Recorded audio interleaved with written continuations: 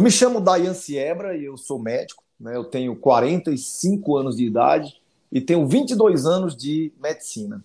E como todo médico, a gente é preparado, a gente é formado numa faculdade tradicional, pelo menos os médicos aqui do Ocidente, do Brasil, dos Estados Unidos. E eu me formei na Universidade de Pernambuco, em Recife, né? E o meu sonho era ser cirurgião, cirurgião para poder intervir nas pessoas, para poder resolver. Então a visão do médico cirurgião é muito essa. Eu vou lá, eu pego o bisturi e eu resolvo aquele problema, eu tiro aquele tumor, eu opero, mas só que ninguém nunca me disse que todas essas doenças, elas tinham uma causa, e que a gente pode falar durante esse vídeo sobre a causa da maior parte das doenças. Mas na faculdade a gente aprende muito como resolver o problema. Se a pessoa tem uma pressão alta, vamos procurar um remédio para resolver a pressão dessa pessoa. Se a pessoa tem diabetes, vamos buscar um remedinho para resolver o diabetes. Se a pessoa tem câncer, vamos buscar uma cirurgia para tirar o tumor e vamos buscar uma quimioterapia ou radioterapia.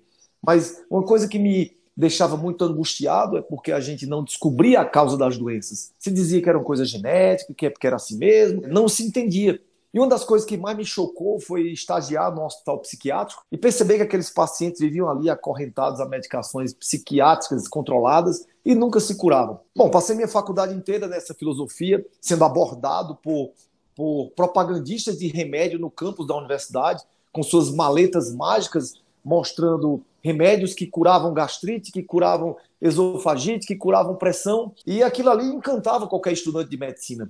Foi ali que eu comecei a perceber que existia uma verdadeira lavagem cerebral da indústria farmacêutica dentro daquele jovem médico. Ou seja, é um grande crime. É como se você pegasse e começasse a dar cocaína para uma criança na escola.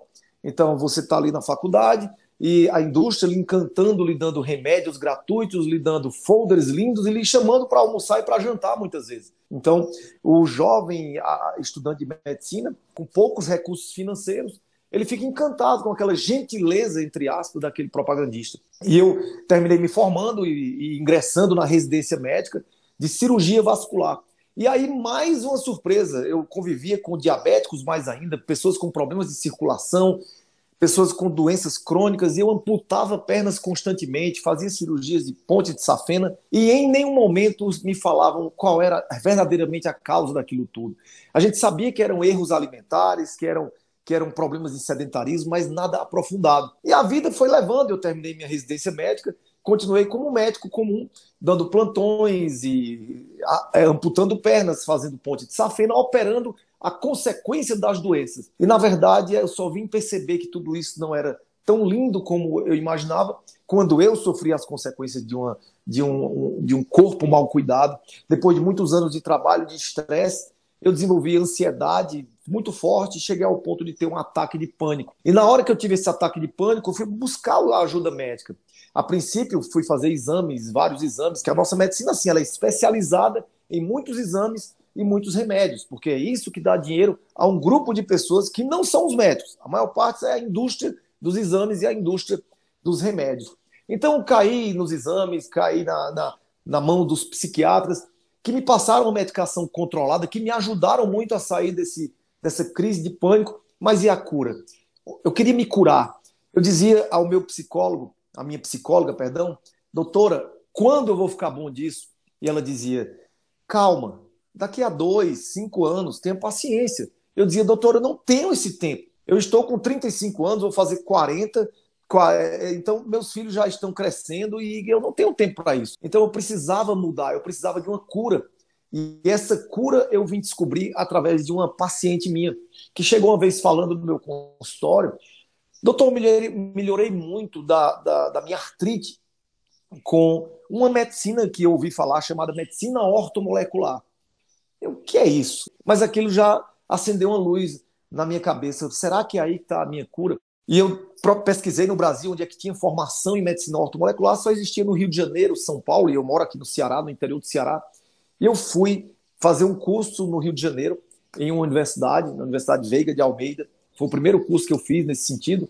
E eram 18 meses, todo mês indo ao Rio de Janeiro. Isso para mim foi um absurdo para as pessoas. Como é que você vai fazer isso? Um curso, sair do Ceará de avião todo mês, durante 18 meses para estudar isso. Fui ridicularizado por colegas. Ah, você tá usando zinco, cura minha gastrite com molibdênio, cada piada que eu ouvia. Enquanto isso, eu investi em duas coisas, na medicina ortomolecular, e lá eu pude entender que orto quer dizer deixar reto, alinhar as moléculas. E aí eu pude entender que eu poderia curar as minhas doenças equilibrando as minhas células, equilibrando o meu funcionamento do organismo, mas não só isso, equilibrando principalmente também a minha mente, as minhas emoções, me conhecendo, entendendo para que eu vim ao mundo. Então depois eu pude entender que existiam dois cenários médicos. Uma medicina tradicional, conhecida por muitos como a medicina alopática, mas nós temos aquela outra medicina, que é a medicina que a gente chama de complementar, e muitas pessoas gostam de dizer o nome medicina alternativa, e hoje também muito conhecida por medicina integrativa, que integra várias áreas. Eu costumo dizer que, eu sei que as pessoas não falam muito isso, mas a impressão que eu tenho é que a medicina ortomolecular é praticamente a mesma coisa da integrativa, que é praticamente a mesma coisa da nutrologia, que só vai mudando a cara. E essa cara vai mudando porque a mídia persegue, porque os conselhos perseguem, e os profissionais têm que dar uma nova cara para poder escapar e fugir para outro lugar. Mas, na verdade, são duas medicinas incríveis, a medicina complementar ou integrativa. Então, foi assim que eu encontrei a medicina integrativa. Foi através de uma dor, que foi o ataque de pânico, e uma insatisfação crônica com o que a medicina me apresentava durante a vida inteira.